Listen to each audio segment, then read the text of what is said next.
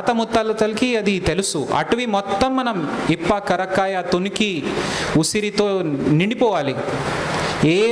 ఏ forest officer మీకు ఈ చెట్లు నాటడానికి అడ్డం వస్తారో నేను వాళ్ళ సంగతి చూస్తాను. మీరు రండి ముందుకి. ఎందుకంటే వాళ్ళ బాధ వాళ్ళకి ఉంది. అందరూ చెట్లు నరికేసి పత్తి మొక్కజొన్న వేసుకుంటున్నారు. దెన్ తాత ముత్తాత కాపాడారు అటవీకి. ఇప్పుడు ఇట్లా చేసుకుంటే అసలు దాని బదులుగా ఇవన్నీ మనం చెట్లు పెట్టేస్తే ఈ కాయలకే హైదరాబాద్ వాళ్ళు తింటారండి. వాళ్ళే మాల్లో పోయి ఇదే ఇంకా వేలాది రూపాయలతో కొంటారు. అది రెడీ ఉన్నారు వాళ్ళు. సో ఇక్కడ నేను స్టాల్స్ కూడా చూశాను. కొన్ని కోల్డ్ ప్రెస్ ఆయిల్స్, గానుగతో తీసే నూనె, అది స్టాల్స్ పెట్టారు. మిల్లెట్స్ పెట్టారు. ఇంకా రకరకంగా మన వరి నాటే వాళ్ళు కూడా రైతులు ఈ ప్రాంతంలో ఉన్నారు.